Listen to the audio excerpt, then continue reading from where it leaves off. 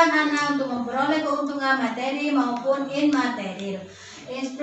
Eksploitasi adalah tindakan dengan tanpa persetujuan korban yang meliputi, tetapi tidak terbatas pada pelacuran, kerja atau pelayanan paksa, perbudakan atau pemberontakan berupa perbudakan, penindasan, pemerasan, melawan fisik, seksual, organ reproduksi atau secara melawan hukum, memindahkan atau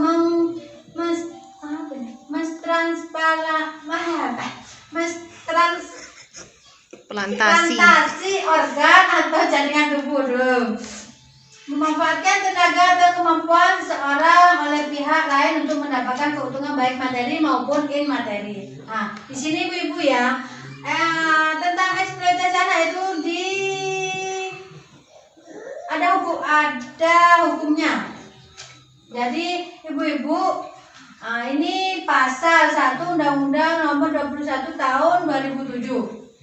Jadi ibu-ibu ya, yang ibu-ibu merasa pernah mengeksploitasi anak itu bisa dipidanakan, Bu. Seperti yang tadi di sini tentang memanfaatkan fisik, anak disuruh, kadang ada yang menjual anaknya, kadang ada yang menyuruh anaknya untuk ngamen. Nah, di sini ya contoh-contoh eksploitasi anak. Nah, di sini ada semua, Bu.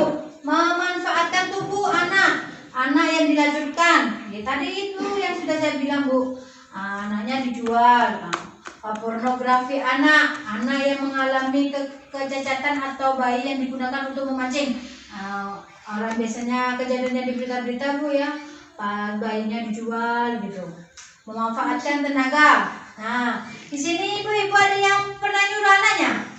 Oh, banyak. Iya, Bu. Gak boleh, ibu ya, kalau menyuruh nyapu enggak apa-apa, Bu. Ibu jangan salah persepsi ya. Nanti saya menyuruh, tapi saya takut dipidanakan. Enggak, Bu. Kalau cuma sekedar menyuruh menyapu itu juga masuk ke pendidikan anak ya. Sesi sebelumnya yang kemarin tuh ya, yang sudah pernah saya jelaskan, itu untuk melatih apa, Bu? Kalau nyuruh anaknya nyapu, disiplin, membersihkan itu tanggung jawab. Melatih untuk menjaga kebersihan juga, biar tanggung jawab. Nah, melatih tanggung jawab anak juga. Di sini pas ada lagi nih, Bu, apa, Bu? Pemanfaatan kepolosan dan keluhan anak. Jadi, Bu ya, anaknya masih kecil karena punya anak gadis, bapaknya terlilit hutang, akhirnya anaknya kayak di film-film itu ya, Bu ya. Anaknya terlilit hutang, akhirnya dibayar dengan anaknya. Maksudnya anaknya dikawinkan, bukan pas tidur ya, Bu ya, dikawinkan. Terus untuk selanjutnya di sini juga ada unsur eksploitasi, ada keuntungannya, Bu. Secara materi, memperoleh uang, contohnya. Ya, ini tadi yang dijelaskan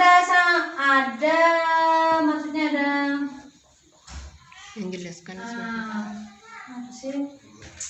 Ada sangkut pautnya dengan sama yang tadi yang saya jelaskan. Materi, maksudnya keuntungan secara materi, memperoleh uang, seperti anak ngamen gitu ya, suruh mengemis gitu. Kalau contoh eksploitasi lainnya yang bukan materi yang dimanfaatkan yaitu seperti mendapatkan status sosial dan kedudukan yang lebih tinggi. Contoh, anak perempuan dinikahkan dengan laki-laki kaya biar statusnya naik. Maksudnya statusnya naik apa, Bu? Bukan hal umum lagi ya. Kalau orang kaya lebih dipandang, kalau orang miskin itu biasanya diremehkan. Jadi untuk meningkatkan status sosialnya dengan cara menikahkan anaknya dengan orang kaya. Lebih parahnya lagi, Bu, yang dinikahkan itu anaknya masih di bawah umur. Itu masuk ke yang tadi tentang masuk ke eksploitasi yang mengawal keluhan anak. Akibatnya apa, Bu? Anaknya sudah disuruh kawin, pas masih putus sekolah. Akibatnya anak putus sekolah, tidak melanjutkan ke jenjang selanjutnya. Yang kedua apa Bu? Perkembangan fisik anak terganggu. Jadi anak yang fisiknya belum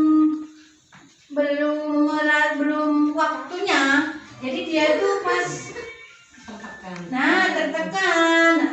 Benar Ibu, tertekan. Belum waktunya kalau anak sudah dikawinkan, pas punya anak, itu kan fisiknya juga terganggu, psikisnya juga terganggu, ya. Yang ketiga Bu, menjadi penakut, murung dan menarik diri. Akhirnya dia jadi penakut. Nah, yang selanjutnya Bu, anak terkena PMS, penyakit menular seksual. Nah, ini kalau anaknya yang masuk ke mana tadi nih? Memanfaatkan anak yang pelacur. Nah, yang jadi pelacur itu kan gonta-ganti pasangan Bu ya, pas anak terkena penyakit seksual itu Bu, seperti HIV, AIDS gitu. Selanjutnya Bu, tidak punya masa depan, kehilangan cita-cita. Anak yang awalnya pengen jadi guru, pengen jadi dokter, pengen jadi cita-citanya setinggi langit Bu.